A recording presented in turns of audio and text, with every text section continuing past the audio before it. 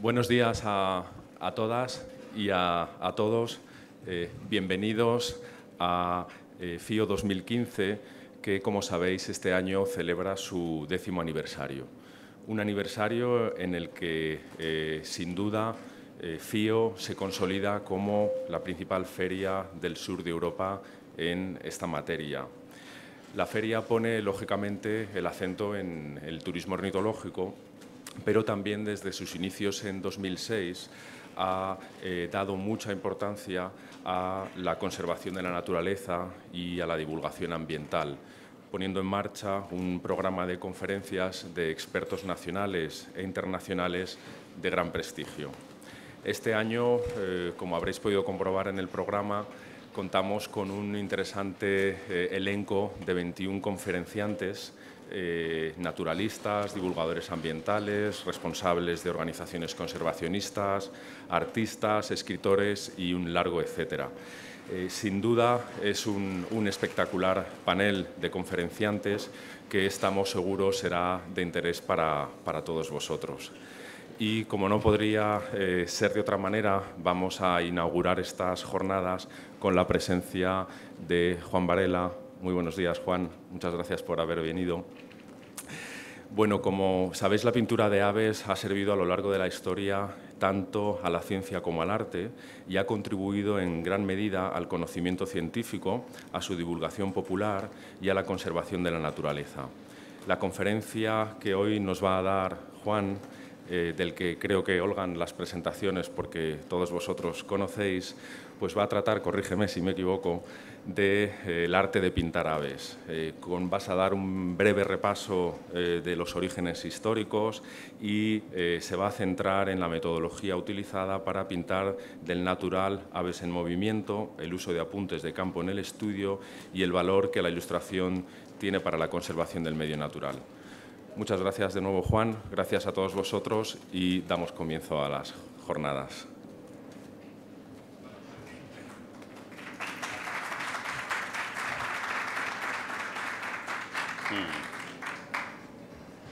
Muchas gracias a todos y vamos a empezar sin más retraso. Bueno, la carpa parece que aguanta, entonces estamos todos a buen recaudo. Bueno, yo he titulado Arte de aves en un término así un poco general, porque arte de aves se refiere tanto al arte clásico como a la pintura más científica o más naturalista. El mando a distancia, que tiene su interés.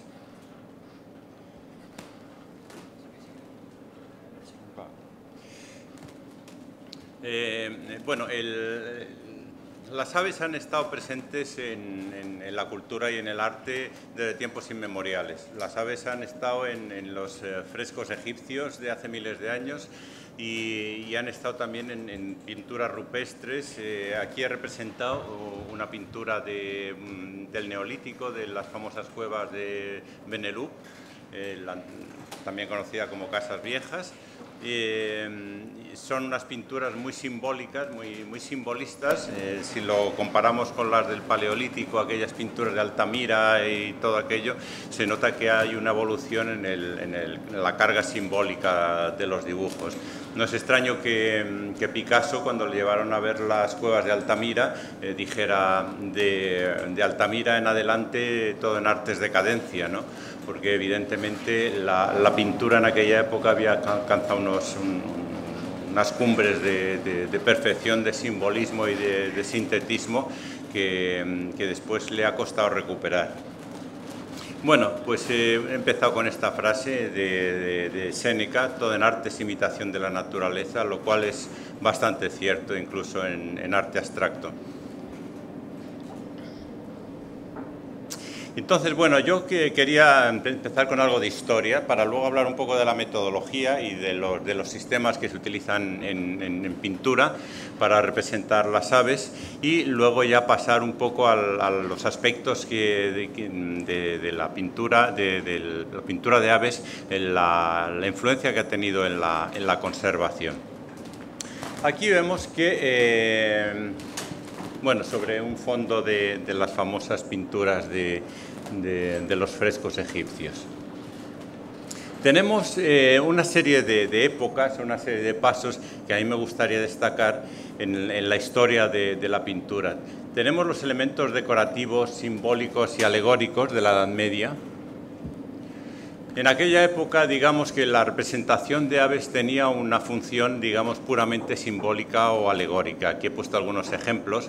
La paloma, por ejemplo, representaba al Espíritu Santo, el águila representaba al poder. En las huestes romanas llevaban las águilas imperiales y el águila ha funcionado siempre en toda la historia como un símbolo de poder o de imperio. La grulla, curiosamente, significaba la inmortalidad. En Extremadura, en algunos sitios se decía que si comías carne de grulla, vivirías para siempre. No creo que en Extremadura haya muchos viejos con muchos centenares de años, porque imagino que en su época y antiguamente más de una grulla debió caer en el puchero, ¿no? El mochuelo, ya sabemos todos que era la sabiduría, representaba a Atenea en la antigua Grecia.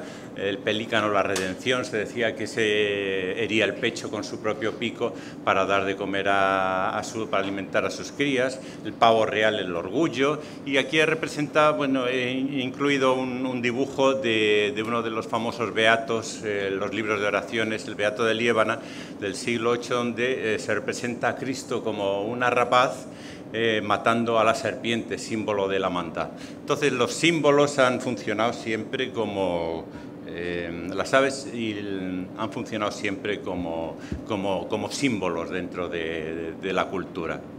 Un aspecto importante es remachar o recalcar que las aves y la naturaleza forman parte de la cultura, que eso quizás es algo que se ha tendido a olvidar, que la naturaleza, la conservación de la naturaleza también es cultura. En unos tiempos a lo mejor en que la cultura está un poco de capa caída, recordar que la naturaleza también es cultura es más que nunca importante.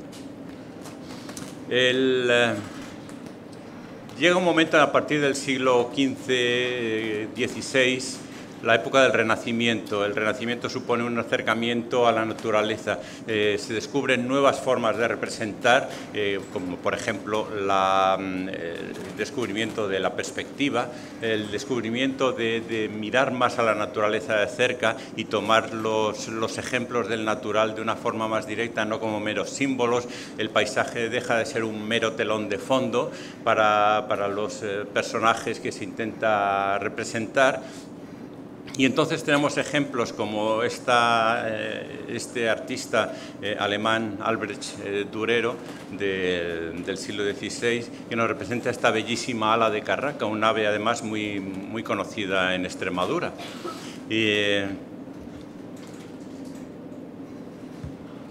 Un ejemplo anterior es el de Pisanello. Pisanello fue muy conocido porque es muy olvidado quizá y recuperado posteriormente, porque aparte de ser un magnífico medallista, se le encargaban montones de pequeñas medallas en bronce conmemorativas, que era un trabajo que hacía magníficamente, pero una cosa que se había olvidado es su maravillosa capacidad de captar cosas del natural, su increíble curiosidad por lo que le rodeaba. Y entonces él creó un montón de cuadernos, de apuntes de animales, por ejemplo la bubilla, otra ave típica de aquí, pero que si se fijan ustedes es un dibujo muy sencillo pero muy sacado del natural. Incluso vemos que hay un ligero apunte al fondo donde se observa otro intento de esbozar otra postura distinta de la bubilla. Todo esto estaba recogido en unos cuadernos que en una buena parte desaparecieron, pero se encontraron un cuaderno con 250 dibujos que se llama el Codes Bayardi y que está actualmente en el Museo del Louvre.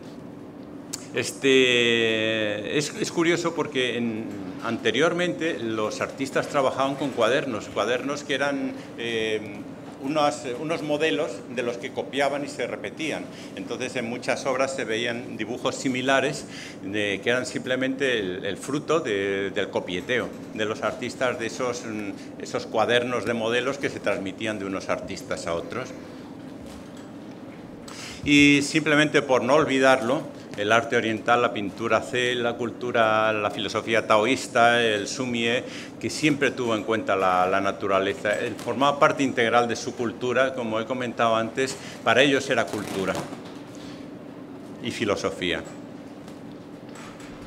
Bueno, pues llegamos al siglo XVI y la Reforma Protestante trae un montón de cambios en la forma de acercarse al arte, porque resulta que los artistas repentinamente pierden el apoyo de uno de los principales mecenas que habían tenido, que era la Iglesia y la realeza.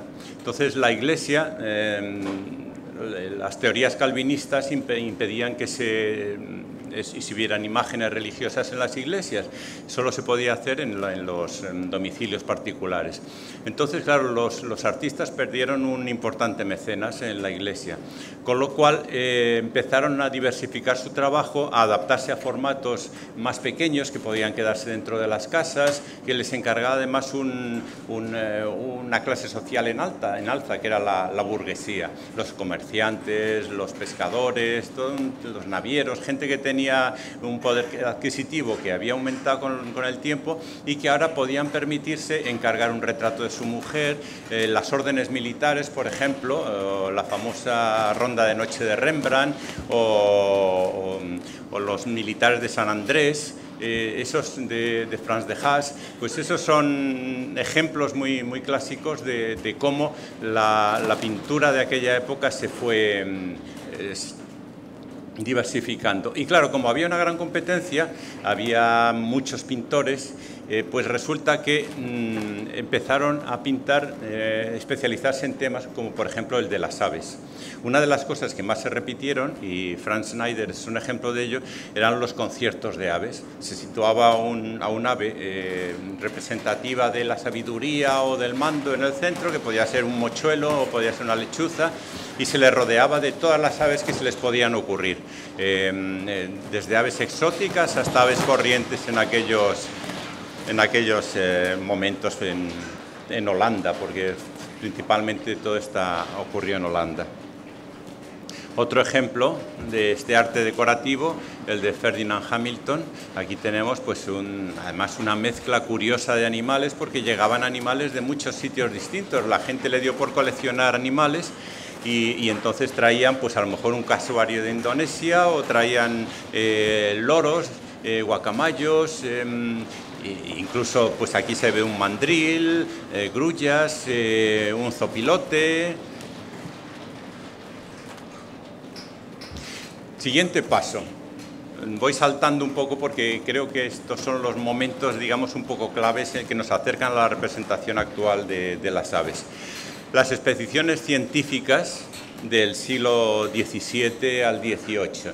Las expediciones científicas fueron un momento clave porque después de la ocupación de América, de la llegada de todos los colonos y tal, pues los países empezaron a interesarse científicamente por aquellos territorios.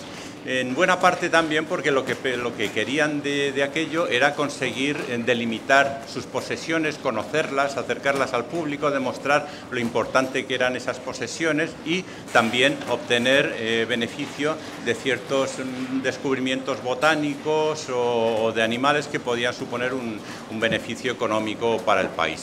Entonces, en las expediciones se embarcaban pintores y artistas, lo que yo llamo los pintores de a bordo, que entre mareo y mareo, pues que cogían sus pinceles y después de echarse por la borda, pues pintaban ahí aquellos ejemplares que no se podían conservar porque el formol decolora los plumajes, los colores de los animales, de los anfibios, de los reptiles, de los peces.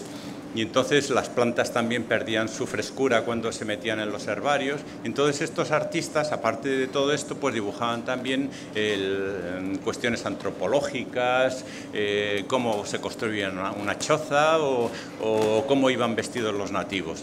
Todo eso dio un verdadero empuje y empezó una línea que yo creo que es trascendental y es el momento en el que el arte de la naturaleza empieza a contribuir a la conservación, empieza a contribuir a la ciencia y por tanto a la conservación, porque a partir del momento en que algo se conoce es cuando se empieza a pensar en el valor que tiene en todos los aspectos.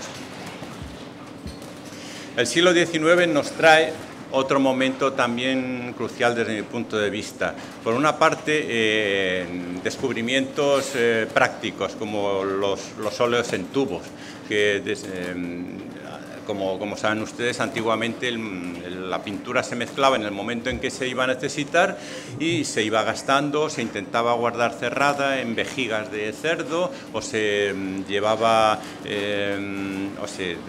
por ejemplo, el temple que se hacía a base de huevo y pigmentos, yema de huevo y pigmentos, no se podía mantener mucho tiempo porque se endurecía y entonces había que tirarlo.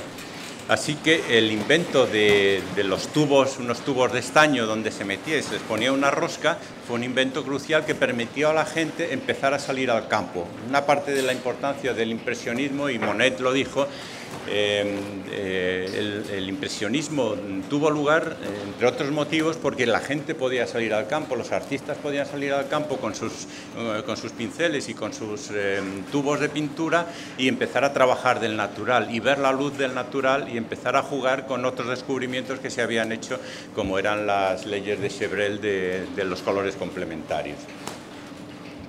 Bueno, en esa época hay un grupo de artistas, se dieron por llamar a sí mismos los prerrafaelitas, porque consideraban que la pintura a partir de Rafael había caído en picado, y empezaron a decir que la pintura prerrafaelita era la importante. Empezaron a trabajar mucho los colores, mucho del natural, mucho la belleza de los detalles, de la iluminación. Y John Ruskin, un teórico y un gran pintor de aquella escuela, ilustró en su momento este y otros dibujos maravillosos de aves, como este estudio de Martín Pescador. Decía, como vemos ahí, id a la naturaleza sin rechazar, seleccionar ni menospreciar nada. Es decir, seguimos teniendo importantes predecesores. Bueno, después de esto ya viene, digamos, un poco la época actual. Tenemos ya la época en la que llegan la verdadera ciencia, los pintores como Audubon, como Gault, que empiezan a responder a una demanda de los artistas, de los ciudadanos que quieren saber más, que empiezan a interesarse, empiezan a salir al campo. En aquella época pues los prismáticos eran escasos o nulos, pero había unas escopetas con las que se sacudían un zambombazo a un pájaro y luego se lo llevaban a casa para identificarlo en mano, ¿no? Como se suele decir. Con lo cual pues podían empezar a conocer los animales de primera mano. Y llegamos a esta época en la que el arte de pintar aves se convierte, digamos, poco a poco en ilustración. Ilustración además basada en la realidad, no como la ilustración de aquella época de los bestiarios medievales en los que la gente se inventaba los animales y ponía las focas, las ponían con cuerpo de sirena y cabeza de dragón porque les parecía que eso vendía mucho más, ¿no? Empieza a mirarse la naturaleza con atención, con ánimo de describirla y con ánimo de clasificarla. Y la ilustración empieza a cobrar cuerpo, hasta que llega la fotografía. Entonces, ¿por qué ilustrar los dibujos si existen fotografías? ¿Cuál es la función del ilustrador? Porque aquí vemos una fotografía estupenda que he sacado de internet de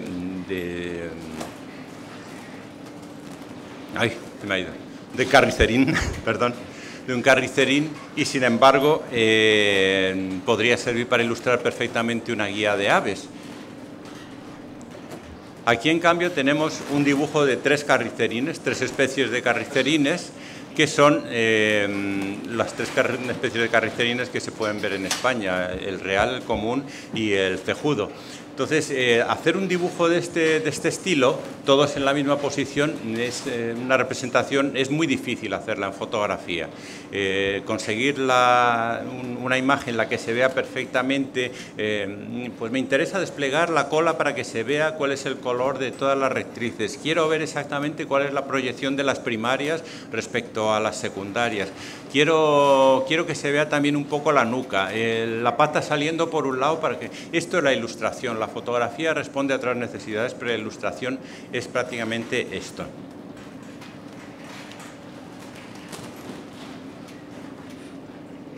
Perdón. Pero esto también es ilustración, una ilustración más decorativa en la que representamos un animal con su actitud natural en el medio ambiente y además rodeado del medio al que pertenece. Esto también es otra forma de ilustrar. Es posible que esto se consiga también por medio de fotografías, pero lo que es cierto es que un libro ilustrado con dibujos siempre es una interpretación personal que va un poquito más allá de lo que son las fotografías. La ilustración en la ciencia y la conservación. Bueno, pues ¿cómo funciona o qué servicio presta la ilustración en la ciencia y la conservación? Evidentemente en las guías de identificación, porque las guías de identificación son información para los profesionales, pero también para los neófitos, la gente que quiere aprender a identificar plantas, setas, mamíferos, lo que sea en el campo. Entonces las guías de identificación bien ilustradas son un instrumento precioso para los que quieren aprender de naturaleza y para los propios científicos que en algunos momentos necesitan documentarse de algunos datos específicos sobre alguna especie. También los manuales técnicos, es decir, hay manuales técnicos como por ejemplo los libros rojos. Los libros rojos también suelen ir ilustrados porque prestan un servicio adicional al lector no especializado, pero también al especializado, que le aligera un poco la vista y le permite además comprobar que la especie de la que estamos hablando es de la que él quiere obtener información. Luego, los aspectos divulgativos que también son trascendentales.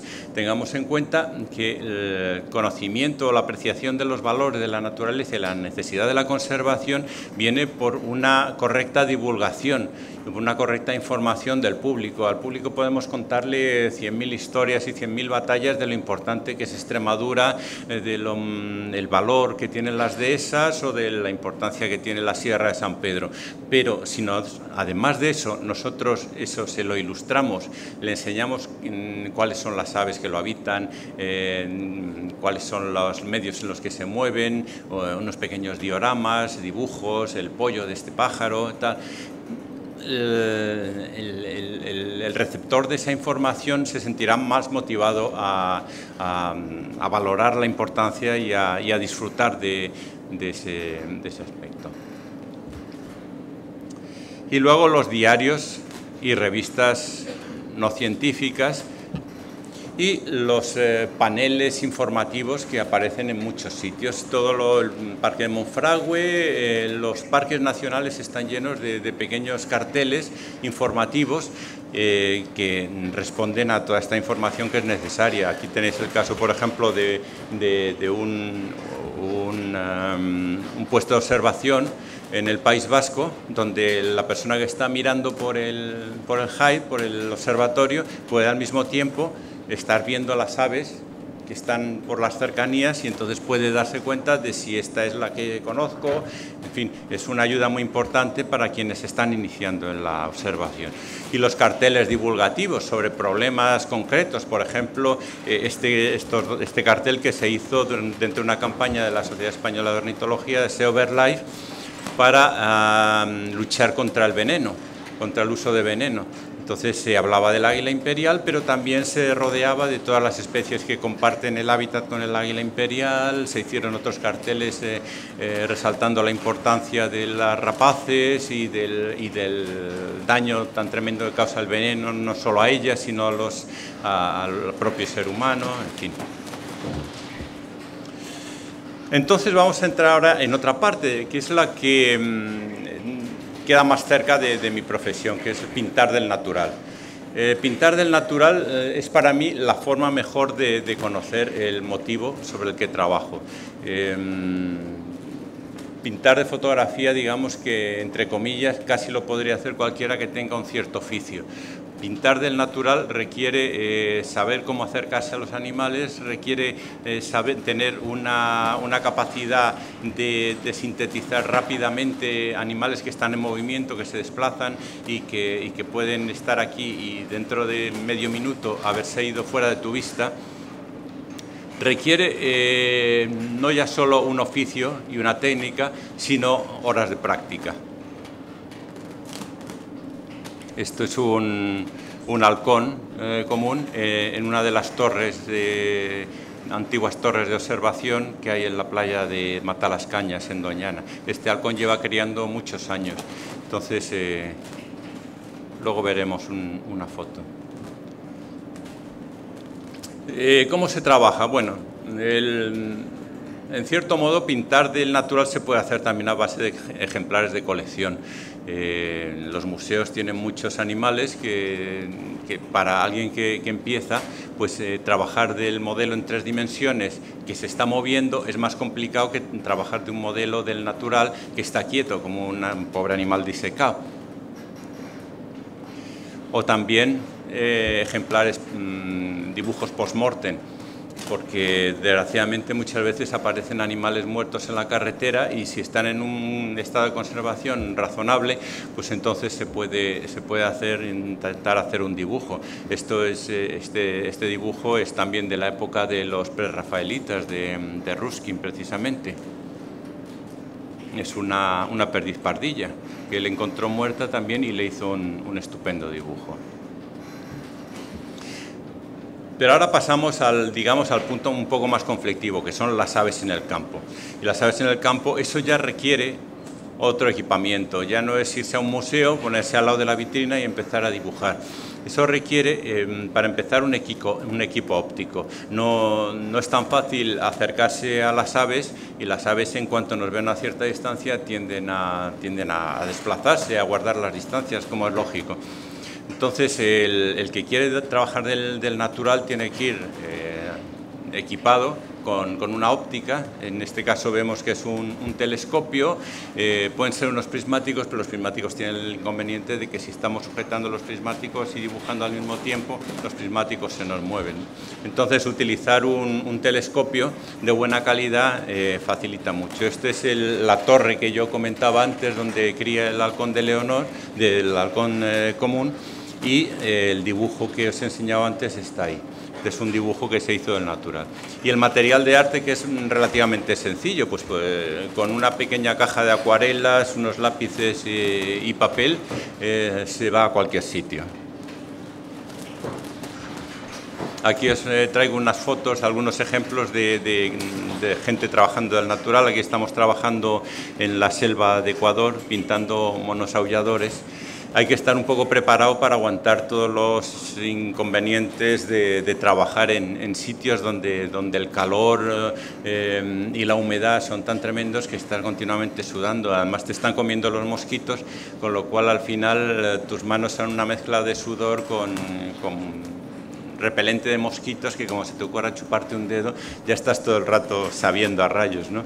Pues aquí estamos, además, colocados de cualquier manera, amontonados en una ladera, enfocando los telescopios a los árboles donde estaban los monos aulladores.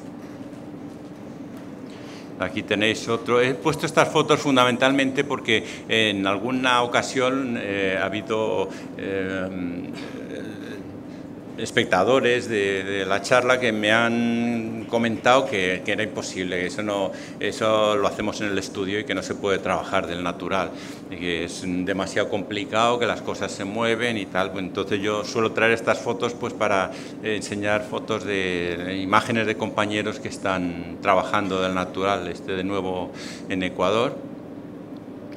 Este es Chris Rose. Trabajar del natural requiere una cierta capacidad de concentración y olvidarse de todas las incomodidades que nos rodean. Y capacidad de concentración, pues a veces es muy importante, ¿no? Porque he difuminado un poco el entorno para que vierais. Esto es en Chiclayo, en Ecuador, en una playa donde llegan lo que llaman caballitos, son unas barcas hechas con totora y que la gente, los pobres de allí, los pobres nativos de aquella zona, pues salen a pescar en unas barcas minúsculas y con una mar de mil diablos y vuelven al atardecer con la poca pesca que tienen, ¿no? Y de eso es lo que viven, ¿no? Los caballitos de totora famosos. Pues esta era la playa de Chiclayo. ¿Cuál es la base principal para mi trabajo? Y supongo que para la de casi todos los que se dedican a la pintura de naturaleza, es el cuaderno de campo. Es decir, es un libro de un papel razonablemente bueno que puede aguantar algo de lápiz de color y que nos permita tomar notas que nos sean de utilidad luego en el estudio, y sobre todo tiene una utilidad interesante, y es que nos permite memorizar. Cada vez que tomamos apuntes, cada vez que estamos dibujando, estamos aprendiendo algo nuevo. No es como utilizar una fotografía como referencia. Al trabajar del natural, vemos al animal, entendemos su movimiento, entendemos su volumen, las sombras, la luz que reciben, la luz que arrojan sobre el suelo, las distintas perspectivas de su cabeza cuando la gira hacia nosotros. Aprendemos a dibujar un pico de frente, por ejemplo, de perfil, de espaldas. Memorizamos formas y actitudes que luego de alguna manera integramos, y cuando estamos en el estudio las recordamos. Digamos que de alguna manera el trazo nos sale mucho más suelto, mucho más fluido. Y luego, evidentemente, la propia información que tomamos con idea de utilizarla en el estudio. Estos son unos gorriones molineros, también tomados del natural. Mi método personal es, no siempre es exactamente lo mismo, pero en general empieza por una reacción rápida, es decir, el dibujo gestual. Porque lo que yo siempre comento cuando doy algún curso de pintura es que el tiempo que transcurre desde que tu vista recoge una información hasta que haces el primer trazo, eso yo le llamo miedo al error. Entonces, si yo empiezo a observar un animal en movimiento y empiezo a pensar a ver cómo lo hago, o intento razonar, probablemente me equivoque, probablemente no me salga bien. Entonces, el dibujo gestual pasa básicamente por hacer un trazo rápido, prácticamente sin pensarlo, encajar el dibujo y luego seguir. Y si ese dibujo no funciona, empezar otro. El siguiente método podría ser el dibujo medido. Es decir, un animal está quieto, un animal está en reposo, entonces yo puedo tomarme el tiempo necesario de empezar a hacer pequeños dibujos, pequeñas proporciones, calcular, fijarme en los detalles, con lo cual llego a elaborar un dibujo muy estructurado y muy completo del animal. El tercer punto que quiero destacar es que yo dibujo lo que veo, no lo que creo ver o saber. Digamos que es el principal problema en el aprendizaje, es que llegamos cargados de mucha información previa que sin darnos cuenta se sobrepone a lo que estamos observando. A mí me ha ocurrido, cuando también he dado algún curso, de fijarme en alumnos que estaban haciendo un dibujo que no tenía en absoluto nada que ver con lo que estaban observando, aunque fuera una mera silla, porque de alguna manera, y esto está estudiado, el cerebro humano asigna conceptos e imágenes simples de los objetos, de manera que cuando, si yo digo la palabra silla, todos ustedes tendrán una imagen prefijada en la cabeza, que es un respaldo, una banqueta y 4 patas. y punto. Si digo silla victoriana, entonces probablemente se imaginen esa silla con muchas volutas y muchas cosas. No es una imagen nítida, pero por lo menos es una asociación de ideas. Entonces, si yo digo ala de pájaro, muchas veces la gente lo que entiende es a dibujar una cosa así como un plano y luego unas cosas que salen.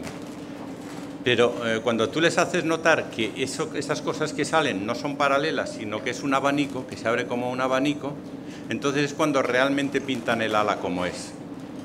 Ese es el problema que yo llamo dibujar lo que veo, no lo que creo ver o saber, que en cierta forma se contrapone a lo que Picasso decía.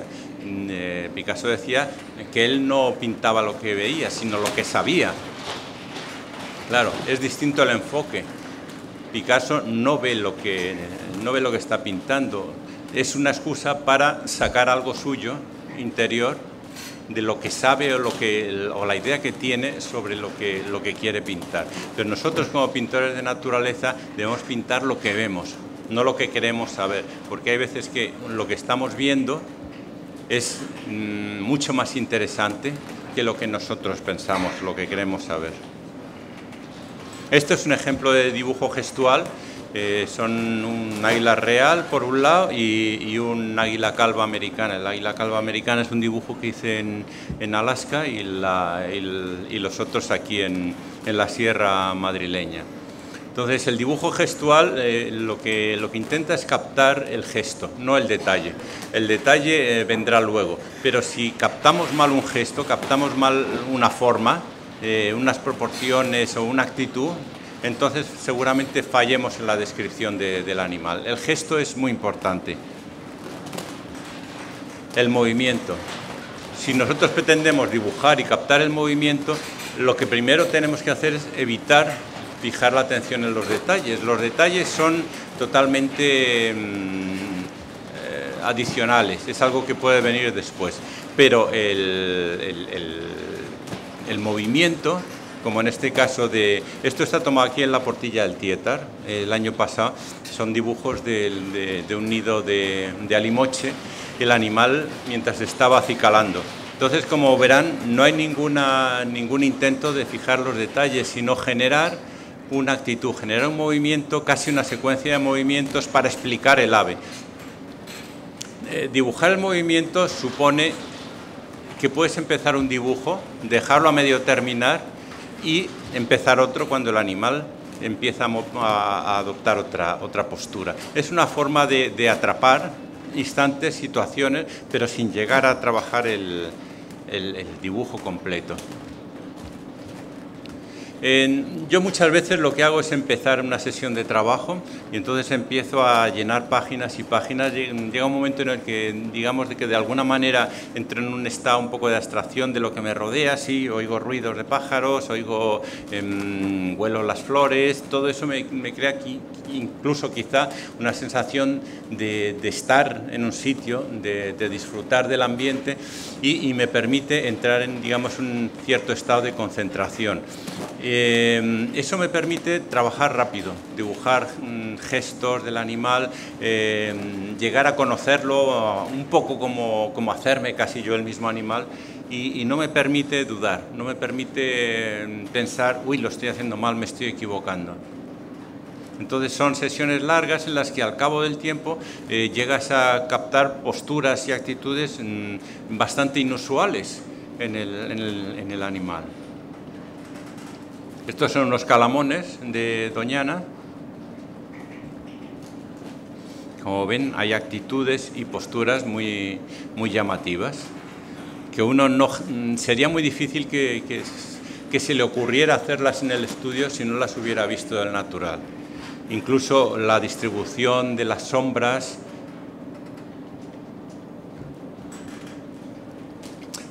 Una cosa interesante de los animales es las actitudes que son recurrentes.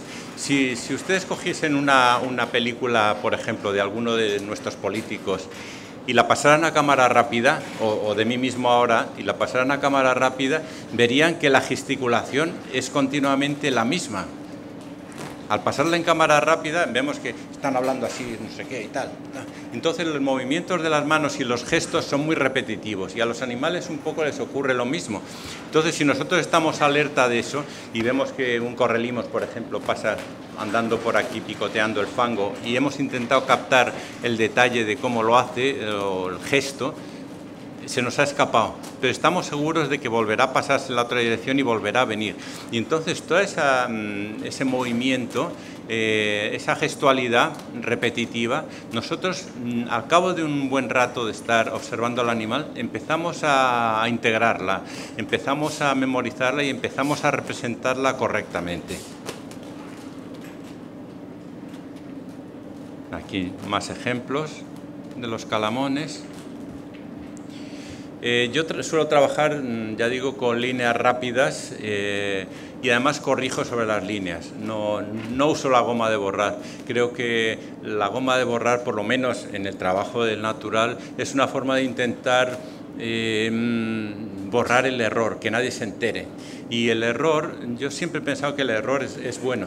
El error es bueno porque te permite, hombre, si estoy intentando saltar un precipicio y me equivoco, pues mal arreglo tiene. Pero si lo que estoy haciendo es dibujar, hay veces que el error, al contrario, no es un error, sino es un acierto encubierto, que yo lo llamo. Cuando estás pintando además en el estudio, hay veces, no ya que te caiga un borrón, sino que metes un color que no era el correcto y de repente descubres que ese color sí funciona. Entonces, registrar esa información y acumularla es bueno.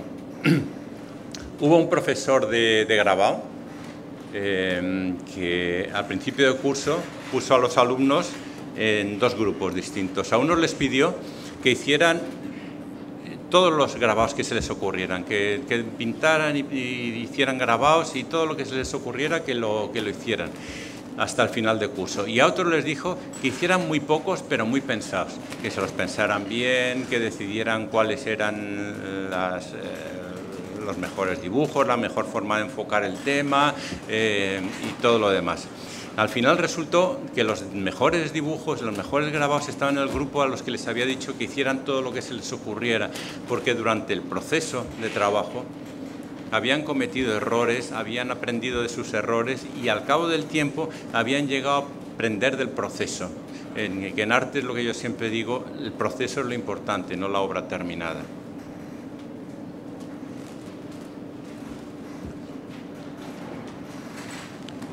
¿Veis? Este es un ejemplo de mi forma de trabajar. En distintas perspectivas de un mismo animal, tomadas del natural. He puesto la fotografía porque precisamente estos apuntes proceden de esa sesión de trabajo. Y aquí, en cambio, tenemos un ejemplo del dibujo medido, que es precisamente aquí en el Salto del Gitano, el nido de la cigüeña negra incubando. Aquí puedes tirarte las horas intentando medir perfectamente porque el animal no se mueve, entonces puedes darte un respiro a esa acelere de la gestualidad y del dibujo rápido y hacer un apunte muy medido y muy meticuloso de un animal. Otro ejemplo del trabajo mío es fijarse en un detalle concreto que quieres estudiar y que quieres conocer y dibujarlo repetidamente, continuamente, durante mucho rato, hasta entenderlo y poderlo reproducir en el estudio. Aquí tenemos el ejemplo de unos pollitos de somormujo en un lago de Inglaterra. Era un tema un poco complicado porque el diseño facial que utilizan ellos para camuflarse es un diseño complicado de entender. Entonces, como se están moviendo además continuamente, tú tienes que fijarte del animal en distintas posturas, ir haciendo dibujos. Este es el resultado, porque hay otras páginas del cuaderno que los resultados son desastrosos y, por supuesto, no los he traído. Otro ejemplo, estos son pelícanos. Un trabajo que hice en Israel, son dibujos de pelícanos en distintas actitudes. También aprovecho la ocasión para intentar hacer composiciones de grupo, porque luego en el estudio entender las relaciones de los animales cuando están formando grupos, cómo arrojan sombras unos sobre otros, cómo las proporciones según la distancia a la que están de ti varían. Todo eso es difícil de apreciar si no tienes una experiencia también previa y de haber intentado colocarlo sobre el papel, ponerlo sobre el papel previamente. Y luego viene otra parte también un poco compleja, digamos, que es la inclusión del color. La inclusión del color no ya en el estudio, sino a partir del natural. Digamos que es un proceso posterior. Esto es un apunte que hice en la Catedral de Sevilla. Hice una serie de apuntes de cernícalos en la Catedral de Sevilla sobre las gárgolas. Me parecía una mezcla muy interesante y se me ocurrió que podía ser un cuadro que luego hice un óleo en estudio que lo llamé La Bella y la Bestia, ¿no? Entonces tomé varios apuntes del natural incluyendo color. La inclusión del color tiene varias funciones. Por una parte, claro, la iluminación local y los colores propios del animal, porque lo que nos interesa es no ya solo los colores que podemos ver en un animal disecado o los que podemos ver en una fotografía del animal, sino los colores tal como están modificados por el ambiente, porque es lo que le da realismo luego a la hora de trabajar en un estudio. Y luego referencias útiles para el trabajo de estudio. Este es un charrancito tomado en las marismas del Odiel, en el espigón de Juan Carlos. Y aquí lo que menos me interesaba era entrar en el detalle, sino ver cómo la sutileza del animal, cómo le ilumina el sol mientras está incubando, cómo las pequeñas ramitas y briznas de hierba arrojan sombras sobre el cuerpo. Cosas que luego en el estudio no voy a recordar o no voy a saber representar si no tengo una serie de apuntes del natural. Individualizar el motivo también es otra parte importante, porque no todos los animales son exactamente iguales en todas las circunstancias. Es decir, cuando nosotros decimos gaviota argentea o gaviota o charrán ártico o abutarda, es un término muy genérico, es como si decimos ser humano. Los animales también tienen sus diferencias y sobre todo animales que mudan el plumaje, como puede ser, por ejemplo, este chorlito gris, que también de las marismas del Odiel. Está en un plumaje de transición porque ya estamos en el mes de abril y entonces el animal está cambiando el plumaje y cogiendo los colores que tendrá en la época de cría cuando llegue al norte, a las zonas de Escandinavia donde crían. Aquí tenemos otro ejemplo. Esto también es una gaviota sombría en el momento en el que está pasando un plumaje de transición del plumaje juvenil al plumaje del adulto. Empiezan a aparecerle las plumas grises, empiezan a desaparecer las manchas negras que tenía en la cola, empieza a adquirir un plumaje más parecido al del adulto. Normalmente lo que empieza uno haciendo es un apunte a lápiz y sobre ese apunte a lápiz uno aplica el color. En este caso un jilguero sobre unos cardos. Apuntes también con el animal en su entorno, el animal tal como está iluminado, tal como la vegetación afecta al color.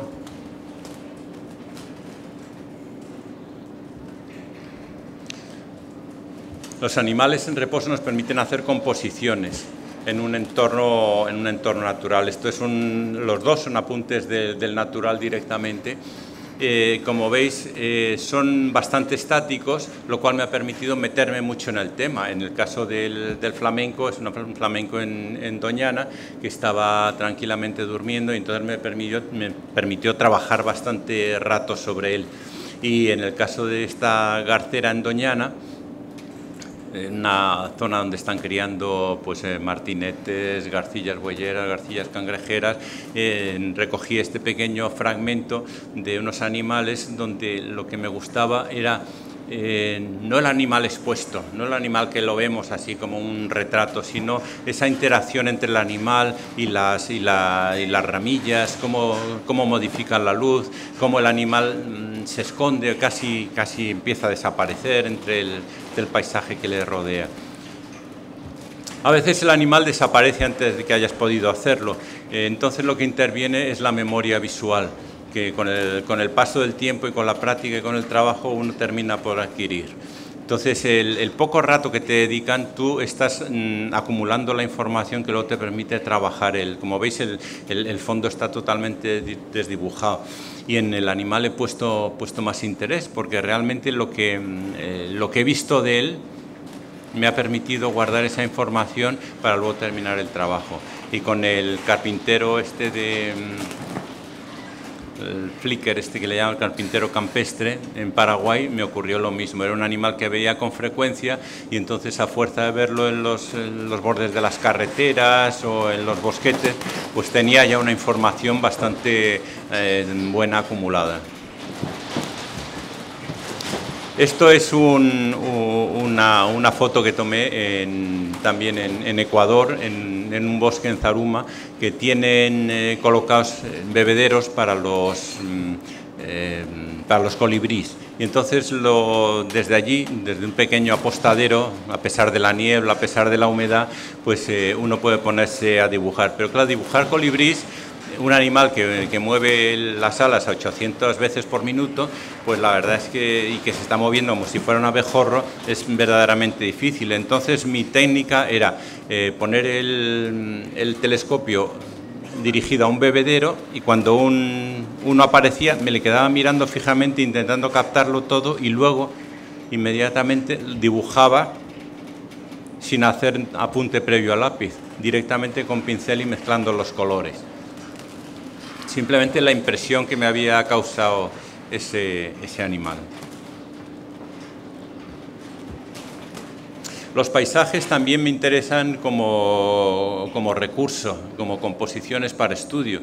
En este caso es un paisaje de pino negro y abedules en el Pirineo catalán. Era una imagen que me llamó mucho la atención por la linealidad de los abedules frente a esa cosa abigarrada y la nieve entremezclada por el suelo. Normalmente pues hay imágenes que te recuerdan algo, te llaman la atención y que intentas captarlas o guardarlas, porque en algún momento te pueden servir para hacer algún apunte.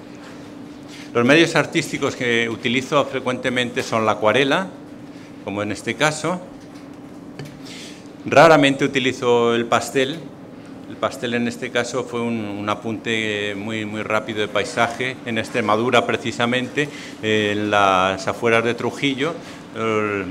Estaba acercándose a toda velocidad la tormenta y todavía el sol iluminaba una parte del paisaje de cultivos.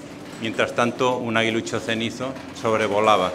Momentos antes de que empezara a descargar la tormenta del siglo, y ya me había yo refugiado, pero este momento tan curioso era difícil hacerlo de otra manera que no fuera con un medio muy rápido como es el pastel, manchar rápidamente y quitarse en medio. El guache, el acrílico, está tomado en Baleares desde una barca. Es una puesta de sol intensísima con un sol rojo de fuego y los últimos colores del cielo de azul. El rojo del sol está abrasando las rocas del fondo y mientras el cormorán moñudo se yergue en su roca. Esto es otra técnica que he utilizado habitualmente, son acuarelas en barras, son unas barras de acuarela que si las mojas se pueden utilizar como acuarela o bien se pueden utilizar como lápices trabajados sobre un papel de fondo de color. Y esto es una cosa curiosa que me ocurrió en los Montes de León, que después de subir bastante arriba, de repente me di cuenta de que me había dejado todos los trastos de pintar abajo. Lo único que tenía era papel y un lápiz de color chocolate. Entonces lo que hice fue esquematizar el paisaje y luego utilizar hojas y flores para frotar el papel, consiguiendo esos colores. Son pigmentos naturales y además parece que han permanecido porque todavía tengo este dibujo y no se ha alterado en absoluto. Bueno, y finalmente el trabajo de estudio. Basado en referencias del natural, el cuaderno de campo, fotografías propias y la documentación y la bibliografía. Es el método de trabajo mío y yo creo que de cualquiera que se dedique a la pintura de naturaleza. Este es un paisaje de donde tenía yo el estudio, en la Sierra de Madrid. Y sin embargo, las observaciones del quebrantahuesos son del Pirineo. Entonces, los apuntes que hice sobre la Sierra de Madrid me servían porque trabajar de determinada forma podían simular un poco, metiéndole un fondo mucho más nevoso, podían recordar al paisaje agreste del Pirineo, y allá al meterle un quebrantahuesos sobrevolando el territorio ya quedaba fantástico. Otro ejemplo, estos son apuntes de águila arpía que tomé en Ecuador, un águila que tiene una garra que puede partir la cabeza de una persona, prácticamente de la fuerza que tienen, y la uña es inmensa.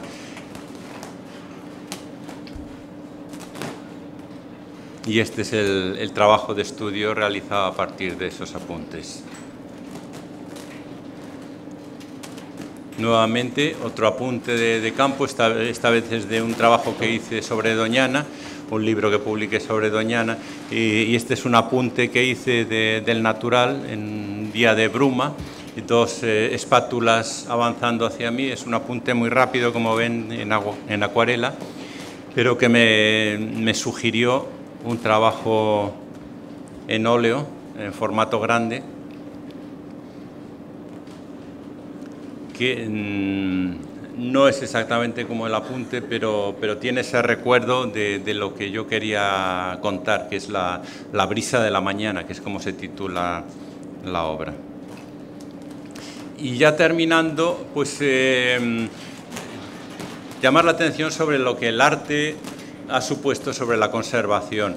En muchos aspectos, acciones directas, en divulgación, en recaudación de fondos. Nosotros tenemos una fundación que se llama Artistas por la Naturaleza, con sede en Holanda, que nos hemos desplazado a muchos sitios, a Perú, a Ecuador, a la India, a Alaska, en zonas donde hay algún conflicto entre desarrollo y conservación. En Alaska, por ejemplo, fue después de lo del petrolero Exxon Valdez, al cabo del tiempo, cuando la zona se estaba recuperando, empezaron otra vez a haber problemas con las explotaciones petrolíferas, con las explotaciones de los bosques que dificultaban el remonte del salmón, en fin, toda una serie de problemas. Y entonces normalmente lo que se hace uno es plantarse allí y llamar la atención sobre el problema a través del arte. Que la gente de un local vea que llegan pintores, que llegan artistas y que le dedican una especial atención al sitio donde ellos viven, como nos pasó en Perú o en Ecuador, para ellos es un aliciente para conservar, porque ven que hay personas que a lo mejor con una cultura distinta valoran lo que ellos tienen todo el día a la puerta de la casa, y aunque se apoya su desarrollo, el desarrollo al que tienen derecho, pero al mismo tiempo se intenta llamarles la atención sobre que no deben perder ciertas formas de vida o ciertas formas de enfrentarse al medio natural. Aquí pues llamo la atención sobre la organización que más importancia tiene en España en cuanto a conservación de espacios naturales y aves, que es Sea Overlife. Luego tenemos nuestra propia asociación de artistas de naturaleza y luego la que he comentado, la Artists for Nature Foundation. Todo sobre el fondo de uno de los pintores más conocidos por su compromiso con la conservación de la naturaleza. Un buen amigo mío es Robert Bateman, un canadiense, y este es uno de sus cuadros famosos donado para recaudar fondos que se llama Delfín y albatros atrapados en una red de deriva. Algo desgraciadamente muy común. Bueno, unos pocos apuntes más del natural, de proyectos de estos que he comentado,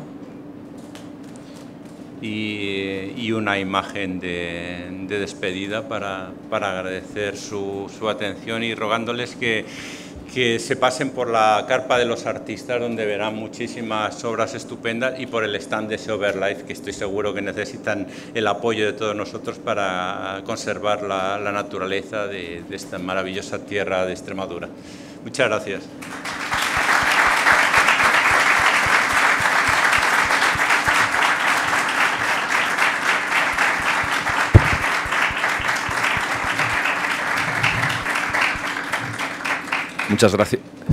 Muchas gracias a ti, Juan, por esta formidable presentación. Y bueno, no queríamos desaprovechar esta oportunidad para, durante algunos minutos, plantearte algunas preguntas, si es que el público asistente así lo desea.